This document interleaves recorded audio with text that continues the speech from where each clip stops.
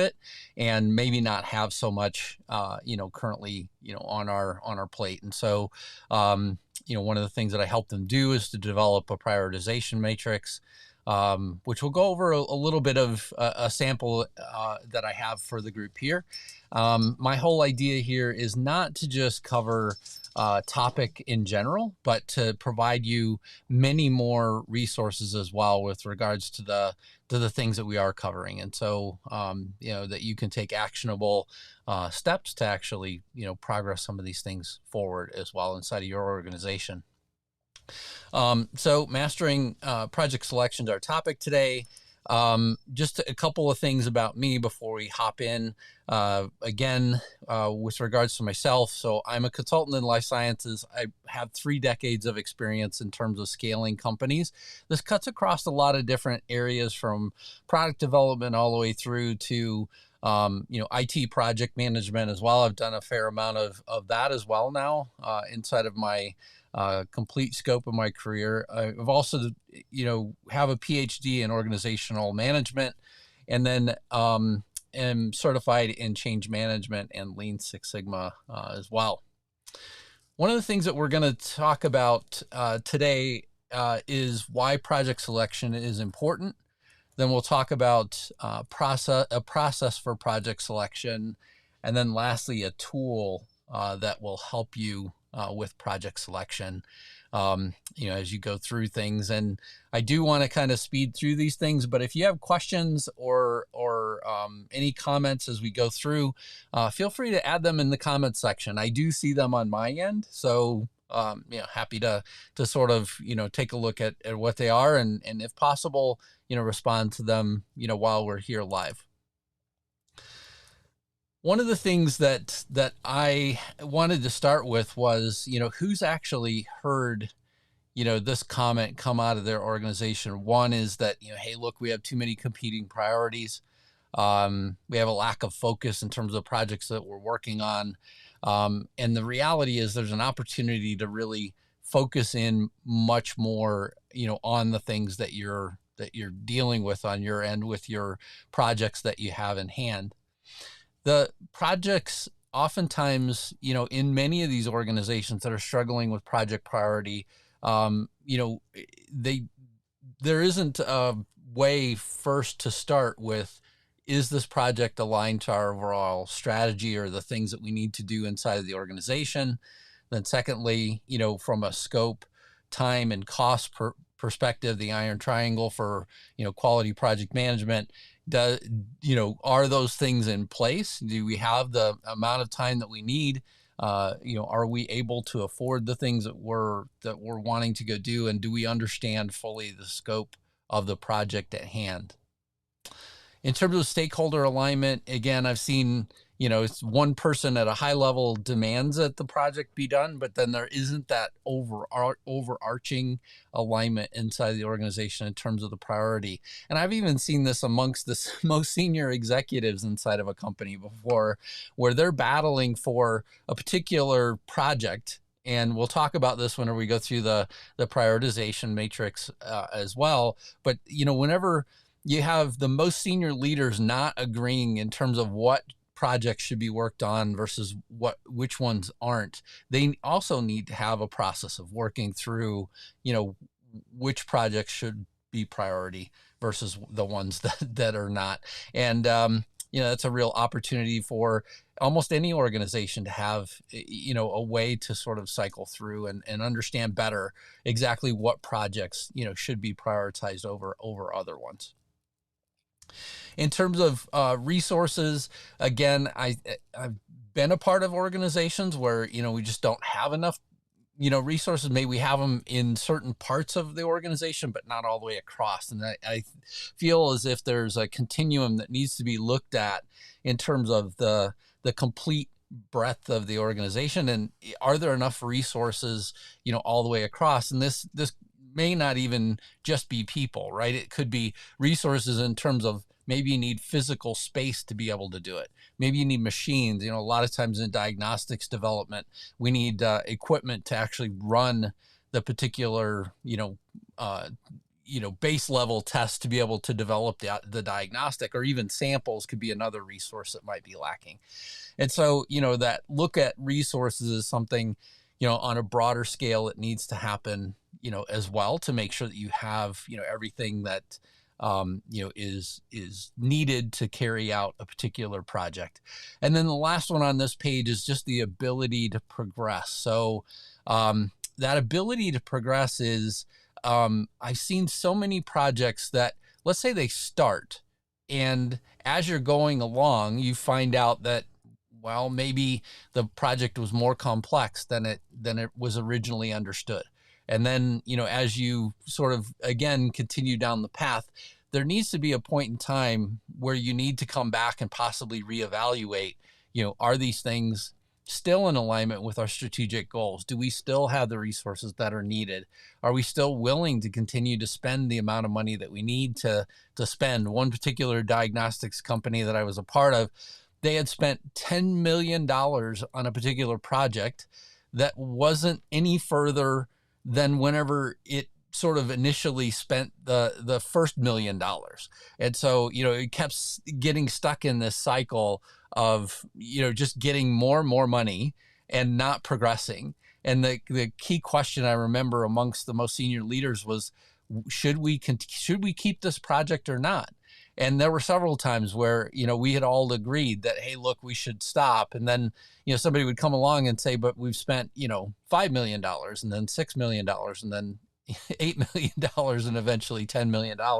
And it's one of those opportunities where I think establishing some criteria in terms of, hey, look, if a project isn't progressing for whatever reason, there needs to be a point where you sort of come back and say, should this project, one, be killed? It's an opportunity possibly to eliminate the project, but also, should it be reevaluated in terms of where it stands and the scope and everything else? I mean, maybe you should start, essentially most of it over, to really, figure out whether or not, if you're on the right base technology, or you have the right, sort of markers that you're going after, or, whatever the particular situation is for the project that you're working on.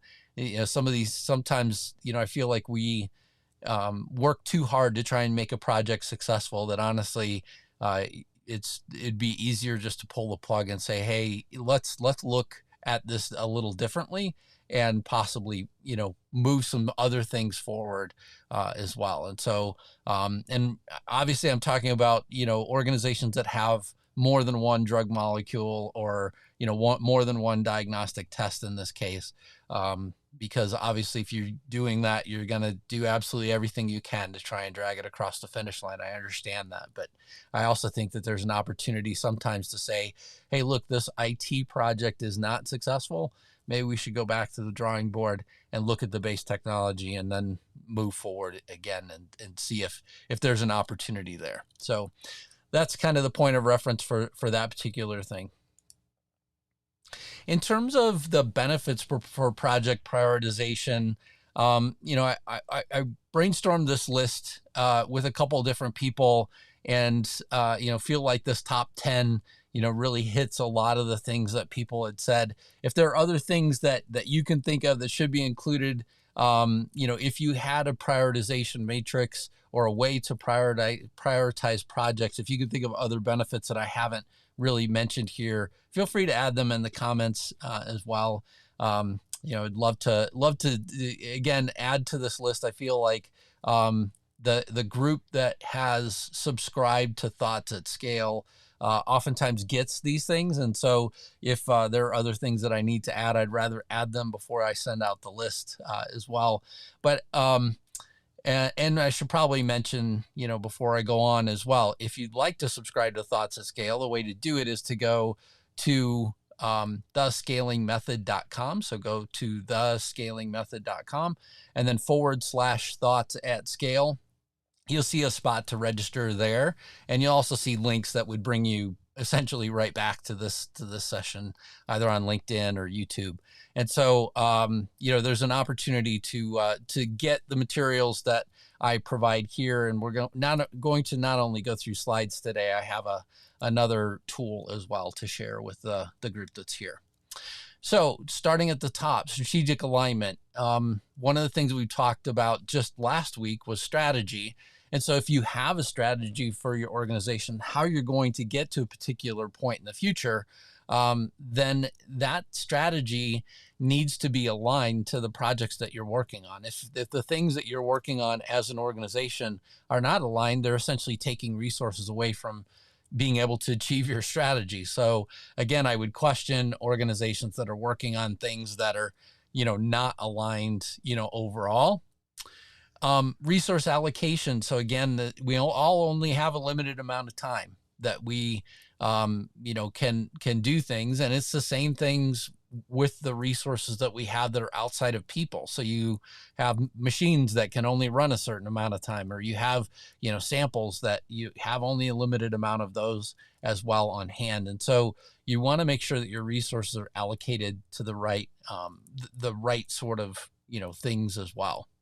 For focus and clarity, again, it kind of points back to the strategic element, but it's just knowing overall that the things that are on your list of projects that you're working on in terms of priority, that we've all agreed that these things are things that we need to do, and we have a way to get them done in resources and time and other things that are needed to be able to do the particular project at hand.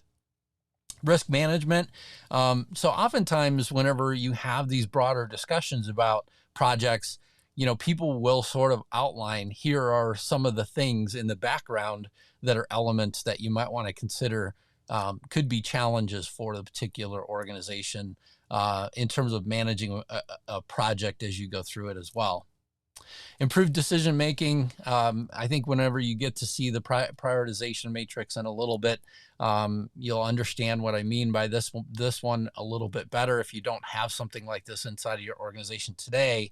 But the reality is, oftentimes people will say, hey, look, this is a project because of some historical element of importance, without ever sort of considering all of the other elements that go into developing a particular project scope and the people that need to be involved in a project. And so this is an opportunity really to highlight, why a decision was made, and then also align the accountability and transparency around, like, why did we make this decision, and who said that this particular project was important. From a time management standpoint, it's one of the things that you should be talking about is what is the overall deadline for this particular project that we're working on. What are the key milestones that we're going to achieve along the way. From a financial efficiency standpoint, it's just, again, looking at the scope and not signing up to go do a project that you didn't already have the resources for. So I've seen that as well, where, people say, hey, look, we're going to start this project. We really don't know where the money is going to come from as we, sort of, piece things together. And we want to just get things out of the gate. As somebody that has led some major projects in the past, there's an opportunity to have a discussion about, okay, we can do some of the initial work. However, is there a point in time where we should come back and see whether or not if we have the financial resources to continue? If it's not already budgeted for in full, maybe there's an opportunity to sort of evaluate and say, hey, look, we'll complete the first phase of the project. We'll complete the first, set of milestones so we have data. One organization I'm working with today, we're completing a key set of data so that we have data to go publish. Once we publish, then we believe that we'll be able to get additional funding to kind of carry things forward with regards to our project. So this is an opportunity, again, to have to go through that. It is a competitive advantage because your organization is focused. By having a real way to sort of evaluate what projects you're going after is a competitive competitive advantage for your organization from that standpoint. And then lastly, the stakeholder satisfaction. So, this one, you could have stakeholders that maybe their project is decided that, hey, look, we can't afford to do it now. Maybe it doesn't align to our strategy now. Maybe there are some elements like that where you could actually cause some dissatisfaction, but in reality, it should be much more transparent in terms of the selection criteria for projects, which would allow stakeholders to really, be on board with a particular project as it comes along. So I've mentioned a couple times that, many organizations that I've interacted with, they really don't have a project selection criteria. They up to the point of, sort of seeing either major projects fail. That's one reason why I've been asked to interact with different organizations in the past, or, in some cases they just say, hey, look, we have way too much on our plate and we have to somehow whittle that list down into things that we're actually going to go work on, at this point in time. And so, with that, I ran through just a high level flow chart here to give you some way of looking at projects inside of your organization. So the first diamond on the left is this particular project aligned with your organizational strategy? If it's not, then it goes down to that bottom triangle at the very bottom next to the trash can, where it says, it could be added to the backlog for later review. So the question here is, if a particular project is not aligned with your strategy, and oh, by the way, maybe it's not something that you ever want to work on, and you agree as an overall team, there's an opportunity to take that particular project and say, hey, look, we're not going to do it at all. And so that one goes off to the bin, right? So just to, kind of, be transparent in terms of the way that this process works is that, things could be put on, eliminated entirely through this process, just through some of these questions. The other thing is down in the backlog, I'll just cover the very bottom triangle again, because you see a circle with the word backlog next to it. If it goes to the backlog, there's an opportunity eventually where it could be sent to the second diamond where it says, do you need to start this project now? And so, some projects are not urgent. They're not something that we need to start right at this moment. And so maybe we should set it aside and put it in the backlog to be worked on at a future date. But it's not something that anybody should worry about at this point in time in terms of resources or the financial commitments to be able to do that particular project. Is the project budgeted? Is the third one in line here. So, do we have the financial ability to do this particular project? The next one is, do you have the resources that are needed? Yes or no? And so this is, as I said before, resources could be anything that's needed to do the particular project. It could be supplies, it could be machines, it could be people, etc. So this resources cuts across a lot of different areas, and I would, like for you to keep that, in mind as you sort of consider, the box here for resources. Does this match your timeline requirements? So, again, I've seen this. The reason for this box is because I've seen this too many times where, an organization will say a minimum of, for us to do a particular project is 6 months.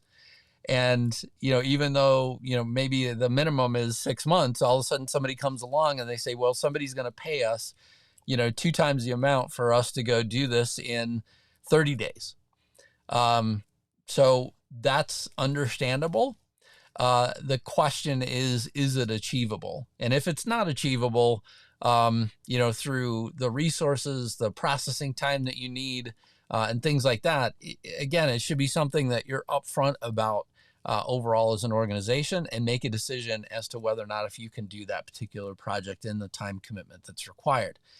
There's also a negotiation that might need to happen. I mean, realistically, I've seen way too many times where somebody will say, hey, look, we've been, offered a really nice reward if we can achieve this project in a shorter amount of time.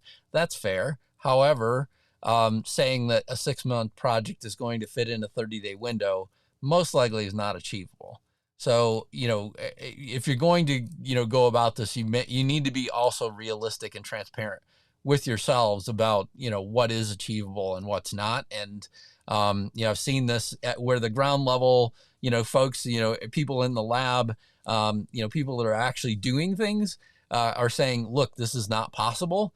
And then people at the most senior level, they're saying, oh, yes, it is. It is. And here's how. Now, if they actually provide a route and it's agreed upon by the people that have to go do it, that's one thing. But whenever it's the other way around, where it's more, instructional, hey, look, you're going to go do this and you're going to find a way in 30 days, even though, I don't have any options for you. I think that's pretty unfortunate, overall. And I think, organizations need to leaders need to open their eyes a little bit and understand that, only certain things in this world are achievable, and time is not something, that we get, any more of. It's not something that we go out and create. So, there is an element of this that needs to be realistic as well. Again, so if you go through this line and all yeses, then on the far right side, you go to the point of initiating the project with the resources that are needed. So you actually start building the charter and things like that. My suggestion would be that, if along the way, if you need elements of the initial project charter and things like that, I mean, I've seen organizations where they say, hey, look, we want some foundational things in place before we actually, do start a project. And I think that's a wise decision, just depending on the organization and the situation.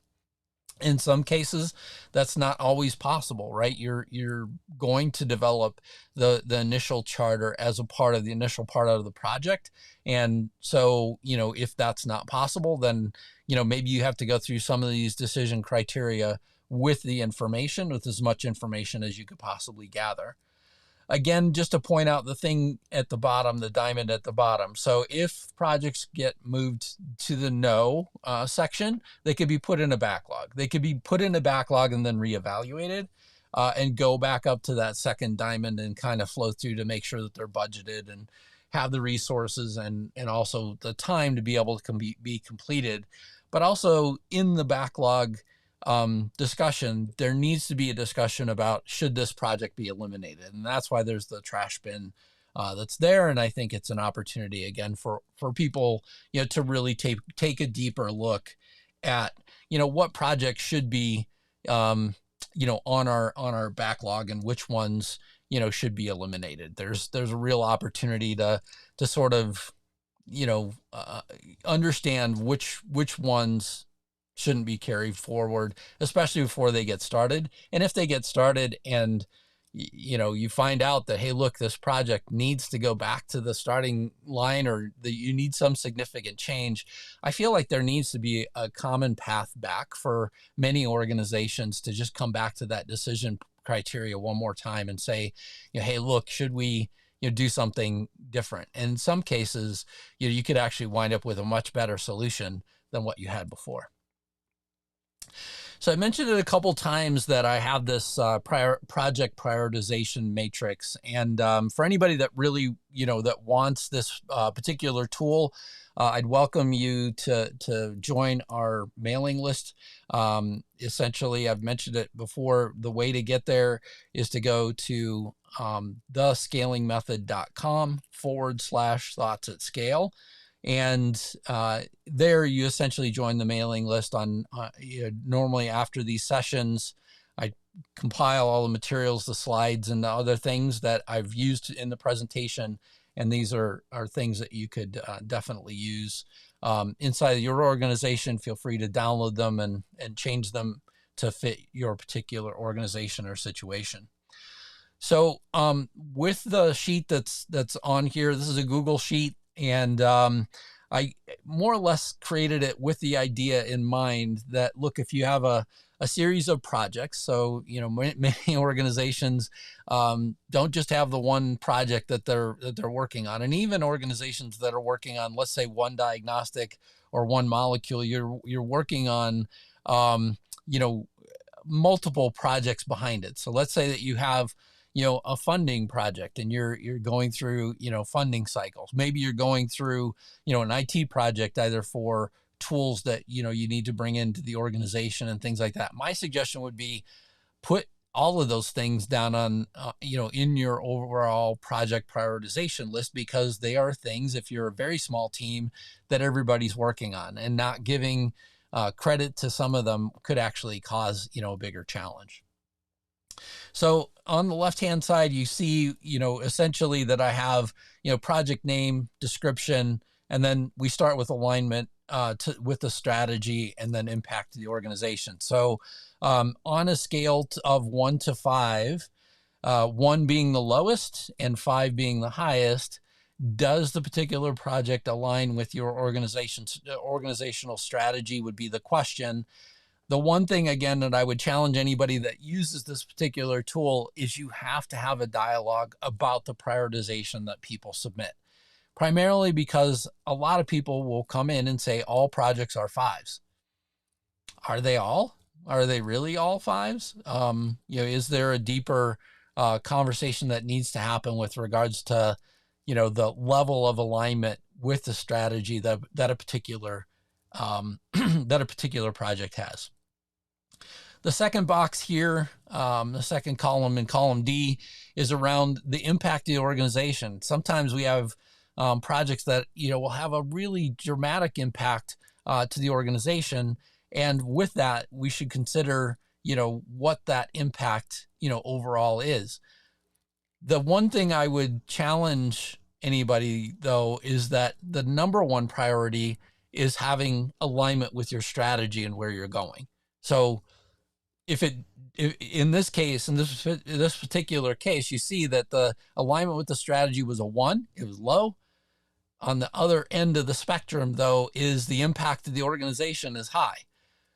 I think there's a consideration that needs to be given to that, but at the same time, in terms of the overall ranking of a particular project, you're going to see, that it does have a lesser impact than on, whether or not if we would do that particular project. And so it might be that particular project might get sidelined, even though it would have a dramatic impact on the organization if it's not aligned to our strategy. So let's say somebody says, I want to go work on creating an educational platform for our company. It would be a new revenue source that's not aligned with the organizational strategy. 1, you may need to come back to the organizational strategy and say, hey, look, we want to include education as a part of this because it could provide some nice revenue for the organization. The other thing is it's a big distraction. It's a big distraction, even though it could have a dramatic impact, for your organization. If it doesn't align with your strategy and it's not a part of where you're going, you need to make that determination up front. And so that's what this part is all about. I had suggested that you go through and, look at the deadline and things like that. And what this comes up with is an average weighted priority. So you could see that right around a 5 is where I would say in this particular case that you would draw the line and say, hey, look, these things should probably be cut or put in the backlog. And so this 3.7 is where exactly that aligned. You could see that some of the other projects, are, budgeted for, but they, also, got higher scores overall. So hopefully this tool will help you develop a little bit better, organizational alignment. I wanted to conclude here just with the final thought as well, that if your organization is struggling with project prioritization and you'd like to have a deeper discussion, I'm always available for that. You can find ways to connect with me either on my website at 5280lsc.com. Go to the ScalingMethod.com. There's a page there for scheduling time with me, to again go through a variety of topics with regards to scaling your particular organization. But again, if you haven't subscribed to the Scaling Method resources, please subscribe, and then I will get these resources over to you, and look forward to hearing more in the future. Thanks.